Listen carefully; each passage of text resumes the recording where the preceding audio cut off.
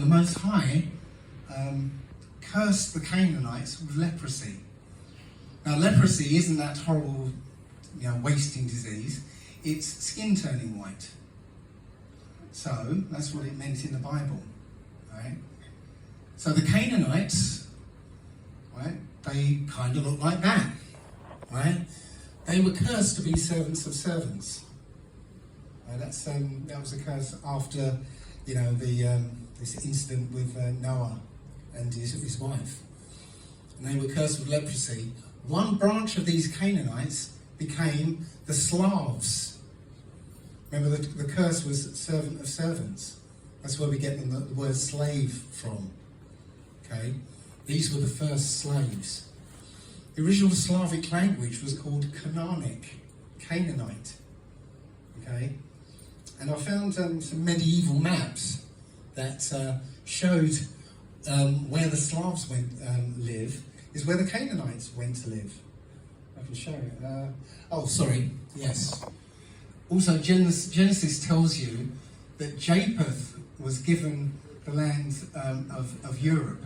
Okay, sons of Japheth were Gomer.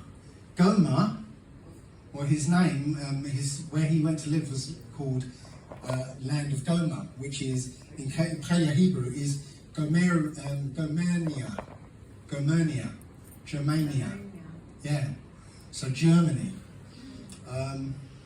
We've got Magog, which is also is Russia now. That doesn't follow, but lots of things happen there. But you also got Jevan or Yavan or Yawan, okay, which is Ionia, which is the first name for the Greeks. Okay, and another name is Togarmah, which is who became the first not Anatolians, Turkish people. Okay, so the Canaanites and Edomites mixed with the families of Japheth. So here's that map I was telling you about. It's a medieval map, and this place which is now sort of in the news at the moment, the Ukraine, and part of Russia, is known as Big Canaan. Here in the middle of Ashkenaz is Little Canaan. So you can find out who the Ashkenazi are. Okay. There's one sort of one place in the world where there's another concentration of Slavs outside of Europe. And the place is called, in Paleo Hebrew, this is Canaan. Anybody want to guess where that is? So it's another place where there's a whole concentration of Slavic people, and their name in Paleo Hebrew is this is Canaan. Any ideas? Israel. Canada, yes. Canada. This is Canaan. Okay. It's Paleo Hebrew. So the Canaanites, they actually went to become the Slavs, and they went further north. They became the Northmen or Norsemen, or the tall whites. The Nordic people. Okay.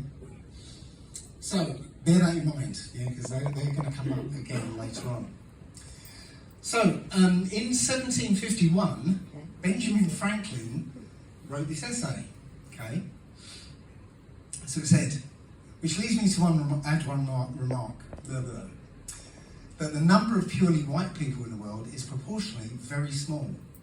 All Africa is black and tawny, Asia chiefly tawny, America, exclusive of the newcomers, wholly so, and in Europe, the Spaniards, Italians, French, Russians and Swedes are generally what we call a swarthy, black, dark complexion, as are the Germans also.